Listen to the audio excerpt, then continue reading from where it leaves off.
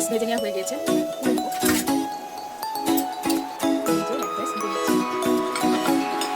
শীতকাল মানেই বাঙালির ঘরে ঘরে পিঠার উৎসব, আর তাও যদি হয় মুচমুচা দুধ পুলি, তাহলে তো আর কথাই নেই। মুচমুচা শাহী নারিকেল দুধ পুলি পিঠা, তাও আবার হয় নাকি? হ্যাঁ হয়, দুধ পুলি পিঠাও মুচমুচা করে ভাজা যায়। তো চলুন আজকের রেসিপিটা দেখে নেওয়া যাক।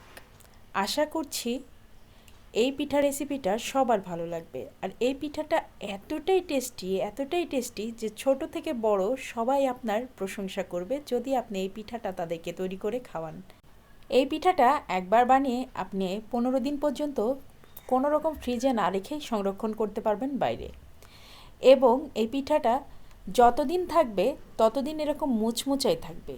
15 দিন পর্যন্ত এরকম মুচমুচাই থাকবে। তো চলুন শুরু করি রেসিপিটা। মেজারমেন্ট কাপের 4 কাপ পরিমাণ আটা নিয়েছি, তাতে দিয়েছি অল্প একটু লবণ আর দিয়ে দিচ্ছি ডিম।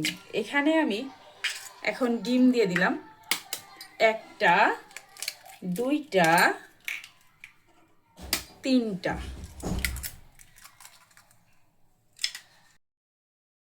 আর দিয়ে দিলাম 1 টেবিল চামচ সয়াবিন তেল, আর দিয়ে দিচ্ছি 1 টেবিল চামচ চিনি। এখন কি করব, এখন সব কিছু একসাথে মাখিয়ে নিব।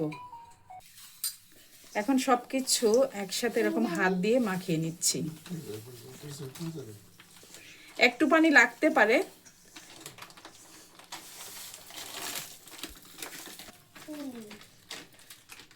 এখন একটু একটু করে পানি দিয়ে ডোটা বানিয়ে নিচ্ছি, যতটুকু পানি লাগে আর কি। ডোটা বানানো হয়ে গিয়েছে। এভাবে ডো বানিয়ে আমি এখন ঢেকে রাখবো আর নারকেলের পুরটা তৈরি করব। এখন চুলে একটা কড়াই দিয়েছি আর আমি এখানে নারকেল কোড়া দিয়ে দিচ্ছি। নারকেল কোড়াটা আমি ফ্রোজেন করে রেখেছিলাম, তো ফ্রোজেন নারকেল কোড়াটা দিয়ে দিলাম। সামান্য একটু লবণ দিয়ে দিলাম, 4-5টা এলাচ মুখ ফাটিয়ে দিয়ে দিলাম। এখন দিব খেজুরের গুড়। এটা খুবই মজার একটা খেজুরের গুড়। খেজুরের গুড়টা পরিমাণ অনুসারে দিবেন, যে যতটুকু মিষ্টি খেতে পছন্দ করেন সে সেভাবে দিবেন। আমি এখন একটু হাত দিয়ে মাখিয়ে নিচ্ছি, কারণ এটা ফ্রোজেন নারকেল কোড়া, তাই একটুখানি মাখিয়ে নিয়ে তারপরে চুলাটা অন করব। এখন আমি চুলায় একটু জাল করে নিচ্ছি, বেশিক্ষণ না, 5 মিনিট রান্না করলেই কিন্তু আমার এই নারকেলের পুর রেডি হয়ে যাবে। নারকেলের ভিতর থেকে যে পানিগুলা বের হয়েছে এগুলা শুকালেই আমি চুলাটা অফ করে দিব। এখন আমি এখানে কিছুটা গুঁড়া দুধ দিচ্ছি।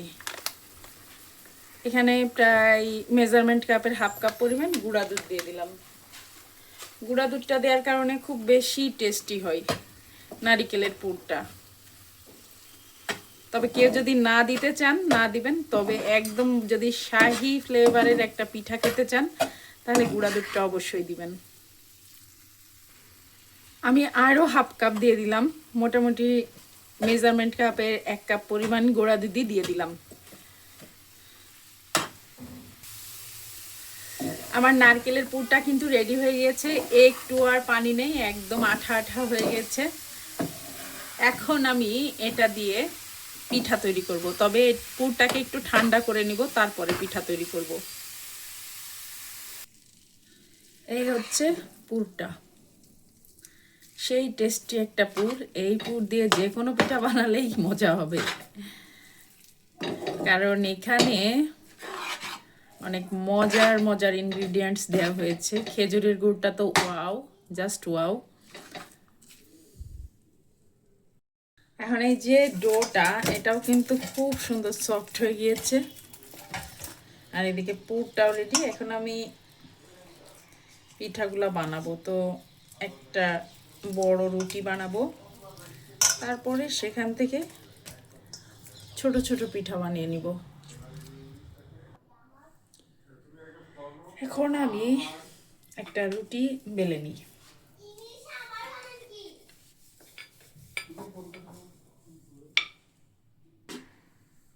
এই হচ্ছে পুর দিয়ে দিচ্ছি।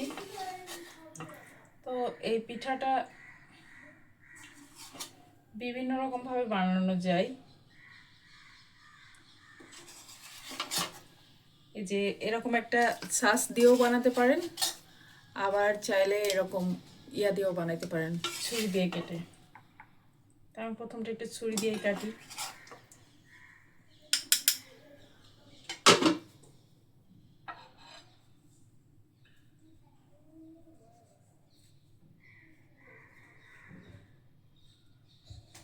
আম্মু হুম, দিকে একটাই বানাবা? একটা পিঠা বানাবো শুধু? উপসি। একটা পিঠা? এতগুলা পুর করলাম, এতগুলা আটা মাখালাম, এখন একটা পিঠা বানাবো? বাবা একটা চামচ পেরে দিবা? এই যে একটা পিঠা আমার বানানো হয়ে গেল। একটা চামচ পেরে দিবা? আরেকভাবে হচ্ছে যে ছাঁচের উপরে রুটিটা বসিয়ে নিয়েছি, আর তারপরে পুর দিলাম। পুর দেওয়া বেশি হয়ে গেছে, তুলে নিলাম। এখন হচ্ছে এই যে এরকম করে এই যে আর একটা পিঠা বানানো কমপ্লিট। তো এই যে এরকম একটা পিঠা এভাবে সাজ দিয়ে বানাতে পারেন, যে কোনো সাজ দিয়ে। আর এটা হচ্ছে ছুরি দিয়ে কাটলে এরকম হবে। তো আমি দুই রকমই দেখাই দিলাম, এখন আমি পিঠাগুলো বানাই নিব। তো এই তো আমার পিঠাগুলো বানানো হয়ে গিয়েছে। এখানে অনেক পিঠা বানিয়েছি আমি, দেখেন কতগুলা পিঠা। আর পিঠা বানানোর পরে যে আটাগুলো বেঁচে গিয়েছিল সেগুলো দিয়ে এমনি এরকম একটু পিঠা বানিয়ে নিয়েছি। এগুলো ভাজলে ক্রিস্পি ক্রিস্পি হয়, খেতে খুব মজা লাগে। তো এই তো আজকের পিঠা বানানো, এখন পিঠাগুলো ভেজে নিতে হবে। শীতকালে পিঠা খাবো না সেটা কি হয়? শীতকালে পিঠা খেতে খুব ভালো লাগে। চুলায় একটা কড়াই বসিয়ে দিয়েছি, আর তাতে দিয়ে দিয়েছি পর্যাপ্ত পরিমাণ তেল। এখানে আমি সয়াবিন তেল ইউজ করেছি, সরি ক্যানোলা অয়েল ইউজ করেছি। আর দিয়ে দিচ্ছি পিঠাগুলা। তো মিডিয়াম টু হাই হিটে পিঠাগুলা ভেজে নিতে হবে। খুব বেশি চুলার তাপ বাড়ানো যাবে না, মিডিয়াম টু হাই হিটে পিঠাগুলা সুন্দর মুচমুচা করে ভেজে নিতে হবে।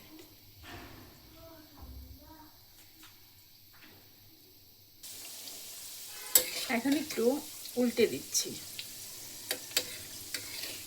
এভাবে উল্টে পাল্টেই পিঠাগুলা ভেজে নিতে হবে।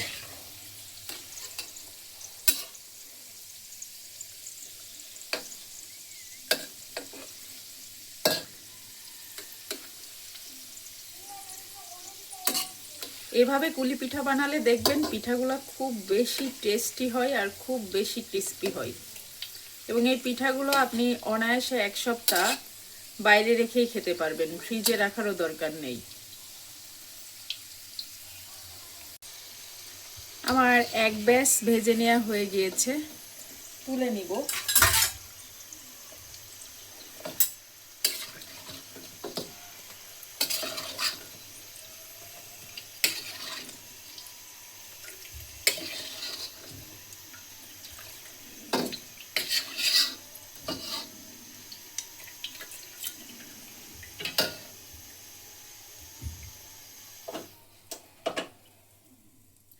এই যে এক ব্যাচ ভেজে নিয়েছি।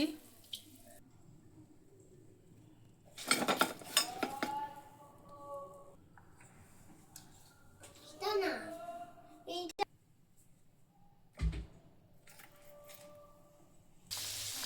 এদিকে আরো এক ব্যাচ ভাজা হচ্ছে। এই যে পিঠা, ভাজা পিঠা অলরেডি আমার দুই বাচ্চা নিয়ে চলে গেছে, এক পিস করে। আরো পিঠা আছে, ভাজতে হবে। এই পিঠাটা বাচ্চারা খেতেও খুব পছন্দ করে।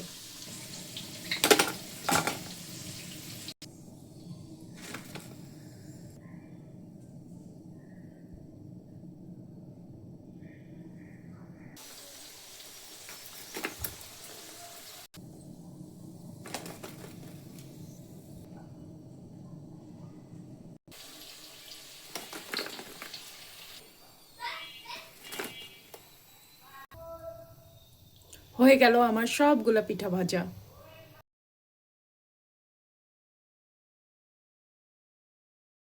এই শীতে একবার হলেও এই পিঠাটা ট্রাই করবেন। আশা করছি এই পিঠাটা আপনি একবার খেলে বারবার খেতে ইচ্ছা করবে এবং এর স্বাদ আপনার মুখে লেগে থাকবে। তো আমার আজকের ভিডিও কেমন লাগলো আমাকে কমেন্ট করে জানাবেন। আপনাদের সুন্দর সুন্দর কমেন্ট পড়লে আমার নতুন নতুন ভিডিও তৈরি করার আগ্রহ অনেক অনেক বেড়ে যায় এবং সুন্দর সুন্দর কন্টেন্ট তৈরি করতে মন চায়। তো দেখেন পিঠাগুলো কতটা ক্রিস্পি হয়েছে, ভীষণ মুচমুচা।